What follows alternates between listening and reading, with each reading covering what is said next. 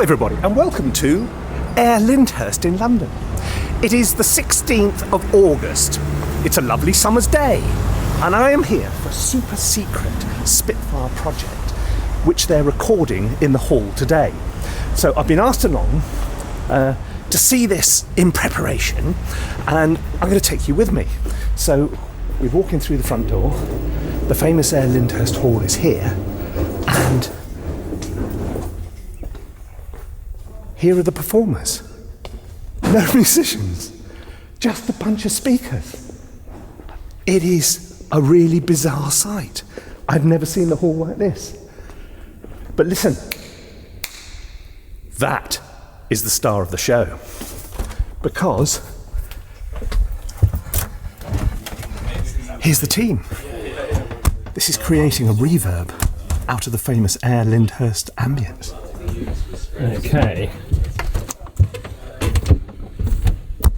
This is the most bizarre experience. I mean, I've never been in the hall with no musicians in before. Yeah, I know, it's almost eerie, isn't it? It is, it's completely. But it's also, you really get to appreciate.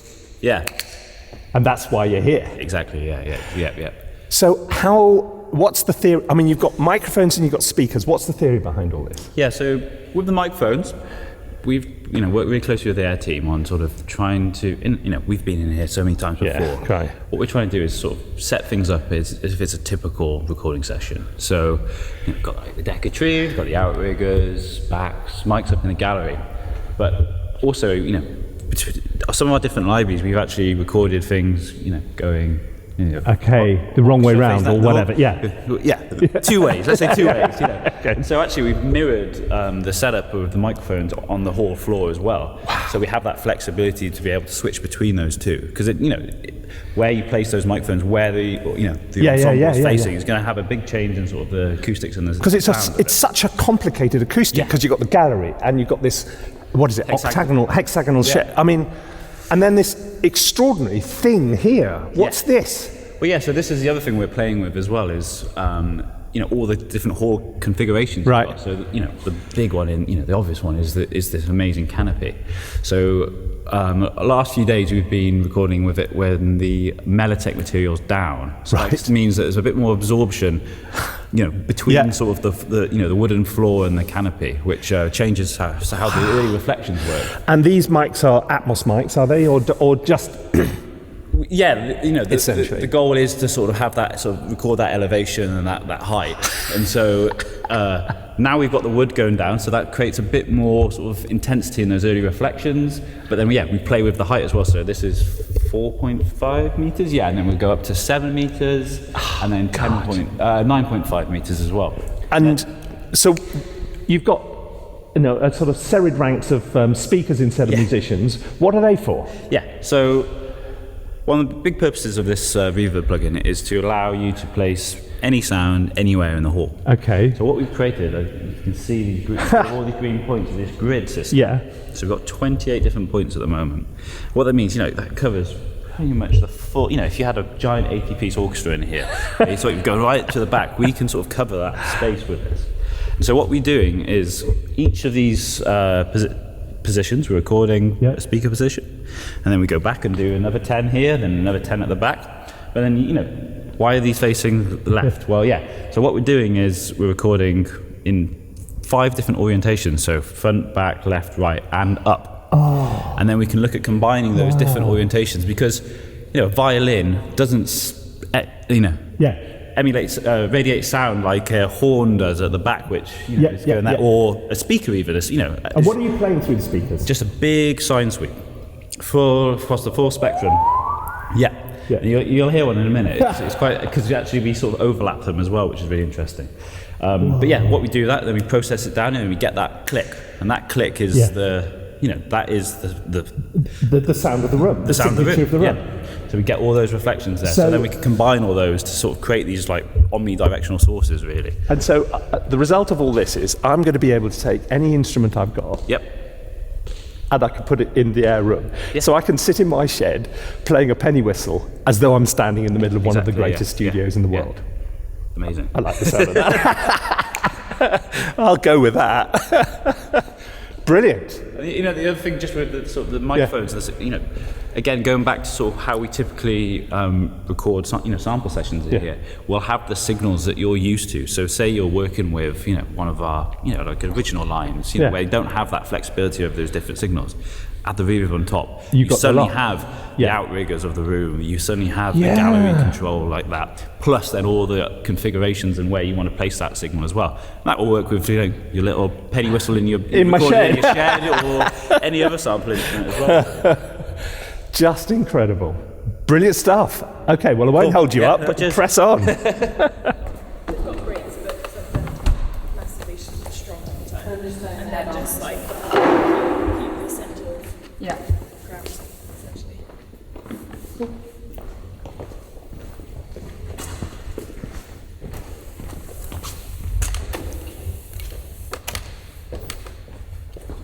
We might get to it today, but these boxes, we made these custom boxes for some mounts on the stands. So, like I mentioned, we're sort of recording front, back, left, right. But obviously, how do you get it facing up? So you have to make this contraption so we could have securely place them in that sort of radiation going on. That's bonkers.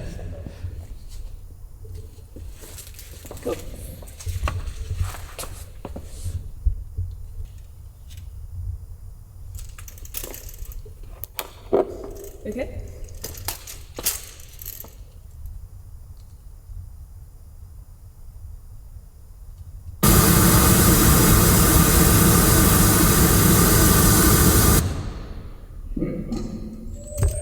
This is how the day unfolds. Listen to this all day long. Do you dream about this? This is how the week is. Do you know what's really interesting is it's more calming than normal sampling with real life people. It's sort of shepherd's tone because one starts and there's another one is ending. Yeah, exactly. Yeah. That's utterly bizarre. It's like some nuclear reactor firing up or something. I mean, it's just insane. Have you seen the waterfall? Oh, wow. It's good fun, isn't it? Oh, you can actually physically see it do it, yeah. You can. And it's not just for a pretty visualisation, it's really useful. Because you can see, if there's a noise in the room, you can see, the deviation from that. It's a lot easier to see if something's gone wrong. And how long does this run for? This pass runs for 3 minutes 50. 3 minutes 50. Alright, so if something goes wrong, it's not the end of the world. It's kind of, No. oh well, another And thing. we're repeating it twice, the sequence twice for each speaker. So if there was like a click on when it was going through that left speaker, we'll get it again. So between sort of that that repeat and sort of looking at because it's so hard because we listen to this all day. You do zone out quite often. So like having the waterfall. Where you can suddenly just see there's a click in the room, like you can see that, and just us doubling it, we're pretty confident that we're going to have the quality. You have the right stuff there. Yeah, just insane. And so this is doing a sweep out of each speaker. Yeah, and then sort of to speed it up, we can overlap those sweeps. Yeah. So if one starts, the next one starts 10 seconds later, and then the next one, and you still, because it's completely sort of in a different frequency band, we're not going to sort of have any overlap. We can still process them. Not like any normal air session. Just crazy. Definitely not. Different set of challenges.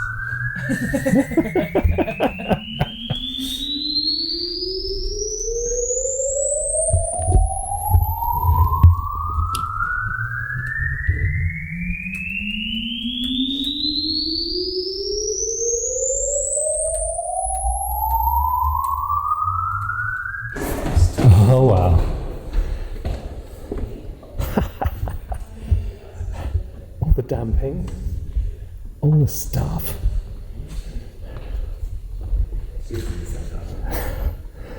It's pretty impressive, isn't it? I mean, look at that.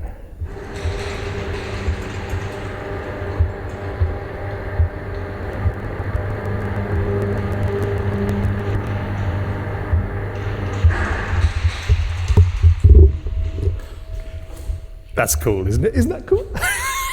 I want one of these in my shed. A micro one in the shed which goes up and down on a button. I think that is the answer. But you really, here, you know, that's what it's all about. That's the star of the show. Wow. Cool, blimey, just back from London. So back into the shed. Am I just back from London? Nah. Passage of time. All that filming took place 9 months ago, and it's now May 2024, and it's a couple of days before this plugin, this one here, is released. I've been playing with it for the last day or so, and it is quite something. So let me take you through it, and I'm going to give you some examples. We've got a live orchestral session, which was recorded in a different session, a different studio, which we'll be able to show you. We've got some BBC Symphony Orchestra, some spiccato cellos and some violin legatos, because I know lots and lots of you will be using BBC Symphony Orchestra. So I'll show you exactly how it sounds with that, and I'll show you how it works. All that is coming up in a moment. Thanks, Guy. Yes, Orchestral Composition Bootcamp starts again on the 3rd of June. So come along for an intensive 8-week course where you will be getting live webinars, you'll be working on projects, you'll be getting individual feedback and mentoring from working professionals in the film and television industry. Just what you need to raise your music to the next level. Don't miss it, Orchestral Composition Bootcamp. If you want to find out more, just Google ThinkSpace courses and go to the bootcamp page and hear what our students have got to say about it. Now, back to Guy. Right, shall we get stuck in? Okay. This is the Air Lyndhurst Reverb. It's Air Studios Reverb. It is the sound of the hall. It is the sound of that, you know, legendary. And when I say legend, you know, I say legendary and famous a lot. It is where some of the biggest film scores of all time are recorded, and it's not they're not recording it there for no reason. They're recording it there largely because of the ambience, because of that sound. When they first started recording at Air, it was too ambient and they had to do some treatment and things like this, and so they got all this. That's where all the canopy comes in and the damping and all this. So now it's a room over which they got an enormous amount of control.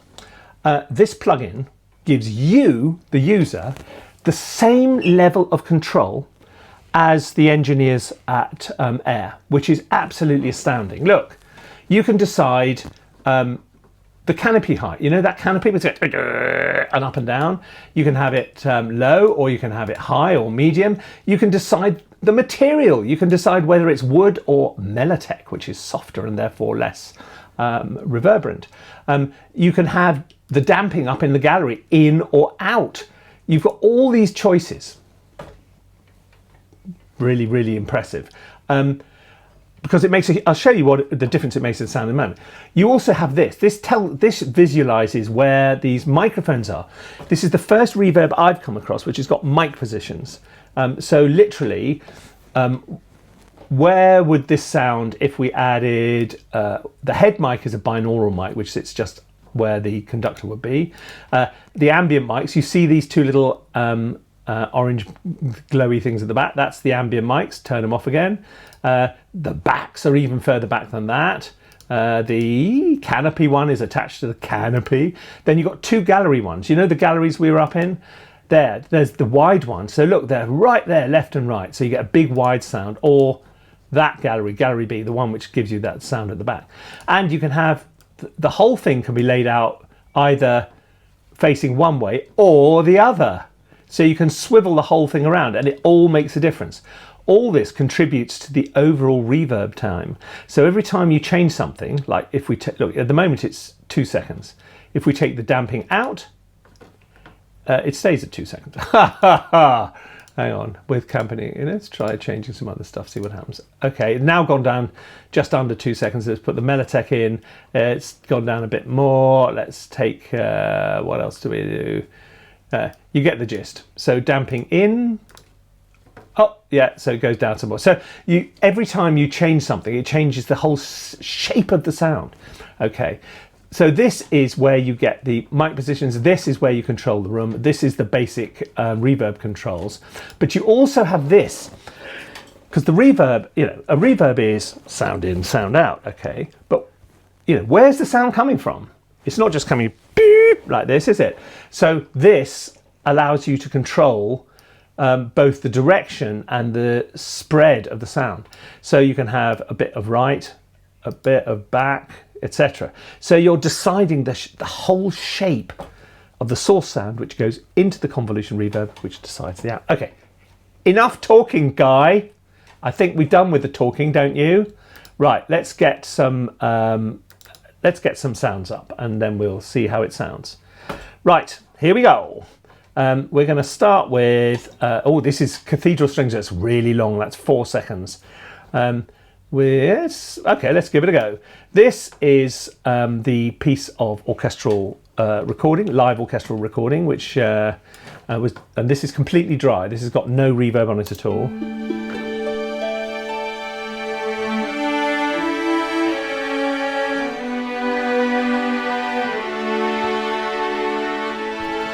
Okay, shall we bring it in?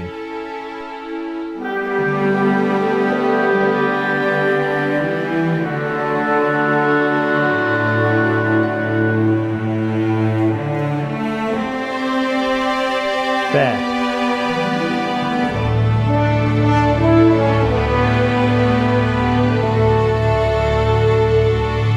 That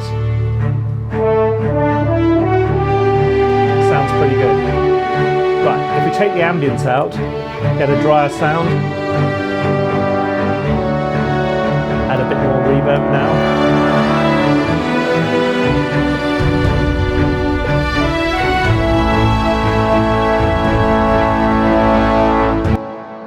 There, hear that? Hear it ringing out?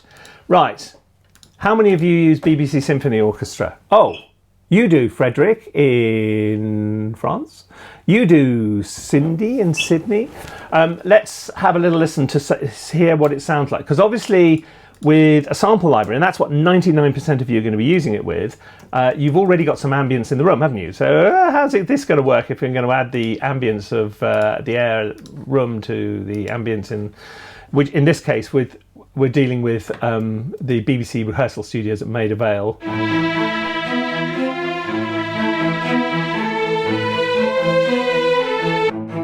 Right, let's add some reverb into these celli. That's probably too long for them, so let's get our friend back and let's get these presets up. Look, let's go for low strings, cello shorts. Here we go. Has a little think. Okay, so now it's changed a lot of the settings, and all settings, mic positions, everything. So this is now designed for cello shorts. Here we go. Take 2. Perfect.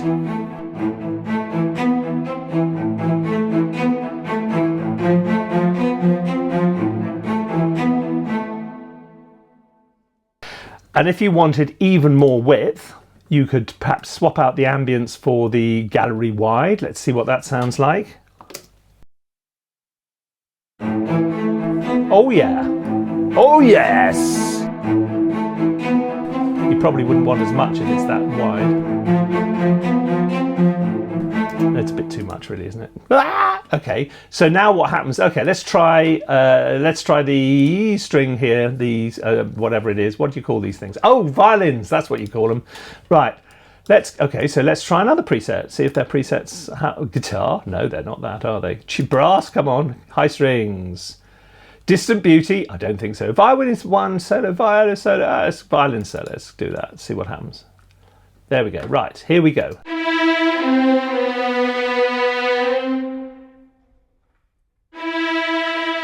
Without. So you're still getting some decay from the room in which it was recorded. Then you add the airness on top.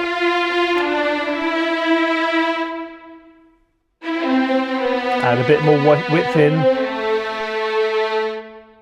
So I'm using what I've done here, because I'm using the Pro version, is set up quite a dry mix in the mic positions. So I'm using close and treat basically. So if I just go for close, which is very unrealistic, so you get a very dry signal.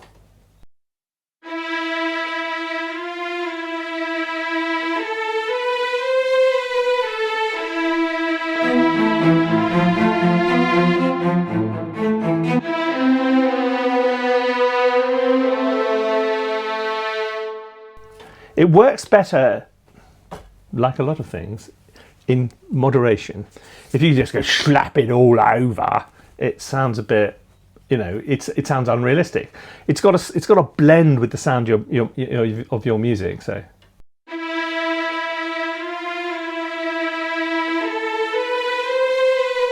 That works. And that's just close on the, but it's going to sound better if we add make it more realistic at this end. Let's just try tree just by itself. So it's a blend of the mic positions.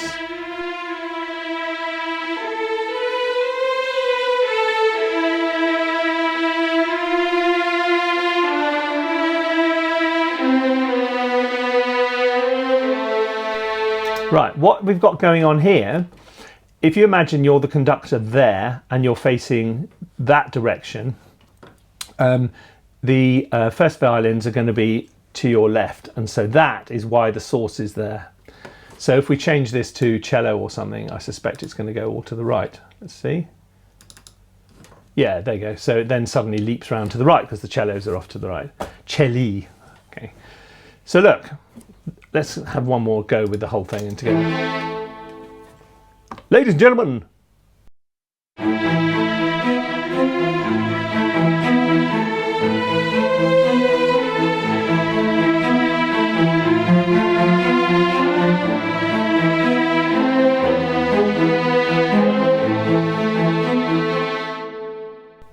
That is real class. Okay. This is a plugin a reverb plugin unlike anything I've used before. I've never had this amount of control over the room, never had mic positions. So you can really dive into the subtlety of it and tune it to what your particular library is going to be. So whatever your library is, the standard out of the box mix is probably going to be too wet. So what you're going to have to do is get in, use some mic positions, use sort of tree and close and things like that to make it as realistic, but without all the ambience of the other room, and then you're going to put the airness on top of it, if you see what I mean. I think when you start diving into this will find a very specific and unique place in your signal chain. And if you're trying to put all these instruments from different libraries in the same room, this is exactly what you want, because it's going to place them all in one of the greatest recording studios in the world. And who doesn't like that? Yeah? So you could get all these, musicians from the BBC Symphony Orchestra rehearsing at Maida Vale. You could herd them out of Maida Vale, stick them all on a number 92 bus, and they can all sit there with their cellos as they bump their way through North London, then herd them all into air, almost said I'd be red, air, and then sit them down, and it cost you thousands and thousands of pounds. Or you could buy this. 299 quid is the full price, and it's a premium product. So it's going head to head with things like cinematic rooms, and the so I wouldn't say cheaper versions of Altiverb, but some of the there's stuff out there which is bubbling around the same kind of price, but it does a slightly different job to all of those things, because it gives you controls which you don't have in the others. Equally, you are dealing with one room with this, i.e. one hall, the hall, Air Lyndhurst, whereas cinematic rooms can emulate many different spaces, likewise Altiverb, etc. So they're different product. The only current limitation with this is it doesn't do surround sound. So if you're trying to do surround 5.1 Atmos or whatever, you can't do it at the moment. Though I'm led to believe this might be, they're investigating whether this is an option they can add later. You could, particularly if you're working with samples, you just use two of these, one on front, left and right, and another on rear, left and right, and you can configure your mic positions inside accordingly, so that you're actually using this. I don't know what it would do to the phase, but because most sample surround is actually not 5.1, it's 4.0. because there isn't center and you don't put reverb on the sub. So you definitely could do it right now without having to wait for some kind of upgrade or whatever. But look, This is astonishing, really, really good. And hats off to